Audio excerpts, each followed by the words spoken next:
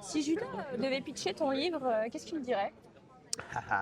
Je pense qu'il dirait que c'est un livre qui rétablit enfin la vérité sur la plus longue histoire d'amour de tous les temps, puisqu'elle a quand même duré 2000 ans, et que c'est un livre nécessaire à la vérité biblique.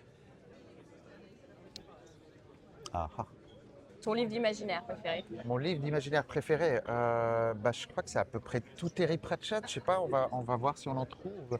Ah bah qu'est-ce qu'on a ici? Hop, Mortimer, qui est très bien. Mais en même temps, comme ils sont tous bien, j'aurais pu prendre n'importe lequel. Il faut lire absolument tout Terry Pratchett. Terry Pratchett devrait être enseigné dans les écoles et je pense que le monde irait mieux. Et l'auteur qui t'a donné envie d'écrire? Euh, on va aller fouiller un peu. Je vais prendre celui-là parce qu'en plus, je trouve que le travail de Gutanabe est incroyable. Un des premiers auteurs où j'ai pris une claque, c'est évidemment Lovecraft.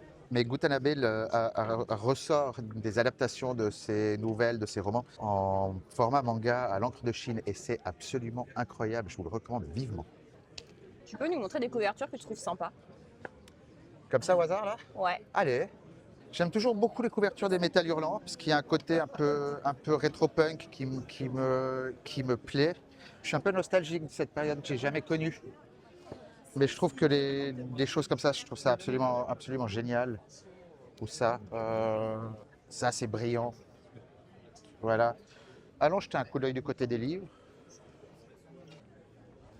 Le dernier Scalzi me fait beaucoup rire. Avec ce petit astronaute sur cette... C'est peut-être parce que je suis suisse. Mais ce petit astronaute sur sa lune de Gruyère me fait beaucoup rire.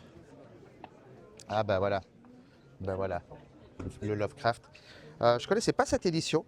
Je la trouve très belle. Je trouve que les couvertures sont très sympas. Discrètes, mais toujours dans l'esprit. Et je trouve que ça marche.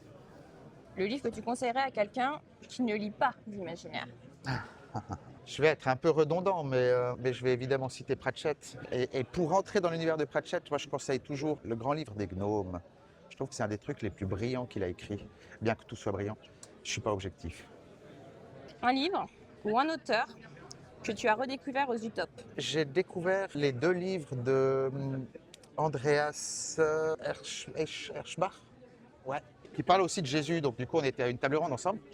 Et le pitch a l'air complètement fou. Pardon. Eh ben, ils se sont très bien vendus puisqu'il ne reste plus que celui-là. L'affaire Jésus qui fait suite à Vidéo Jésus dans lequel les archéologues découvrent une caméra, un mode d'emploi d'une caméra qui date de l'époque de Jésus. Et donc il semblerait que quelqu'un ait voyagé dans le temps pour filmer le Christ. Et je trouve ce pitch absolument fou. Et je me réjouis de découvrir ces deux livres. Au revoir.